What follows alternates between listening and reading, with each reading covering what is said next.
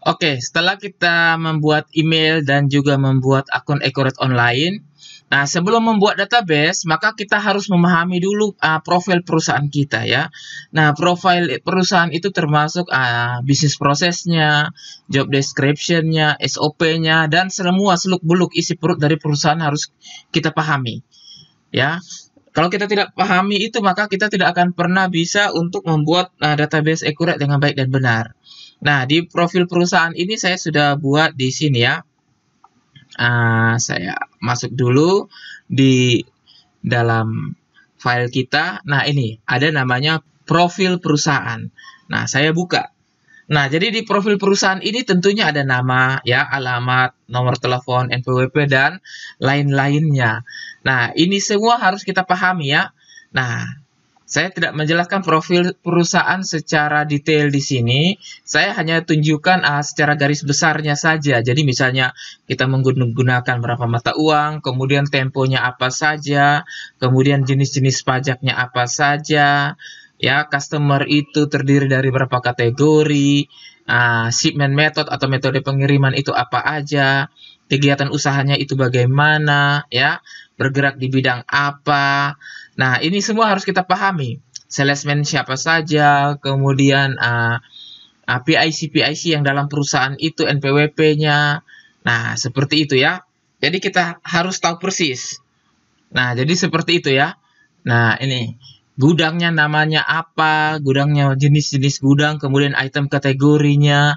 Ya, ini semua harus kita persiapkan dengan baik ya, profil perusahaan kita. Nah, walaupun tidak dicatat seperti ini, tetapi saya yakin profil perusahaan kita pasti kita memahami dengan baik profil perusahaan kita ini. Nah, jadi pertama kita harus memahami profil perusahaan sebelum kita melakukan pembuatan database. Nah, ini ya, jadi profil perusahaan. Kemudian sekalian saya akan jelaskan dengan balance sheet. Ya, balance sheet 31 Desember 2020. Sorry, ini 2020.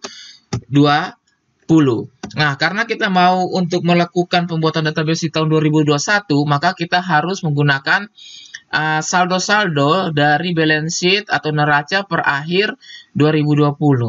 Nah, jadi saldo-saldo itu saya sudah buat di sini ya, di profil perusahaan. Nah, ini dia. Jadi ini adalah neraca. Nah, jadi neraca itu kita harus membuatnya di sini.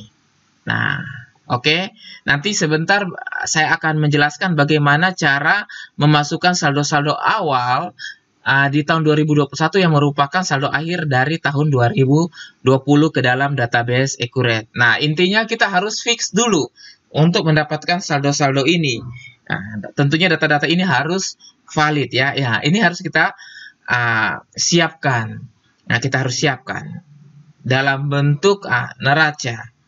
Oke, ya, seperti itu. Jadi, sebelum membuat database, kita harus mempersiapkan data-data yaitu profil perusahaan dan juga neraca. Dan tentunya neraca ini ada yang bisa langsung diinput ke dalam database, tetapi ada yang membutuhkan data-data detail, ya.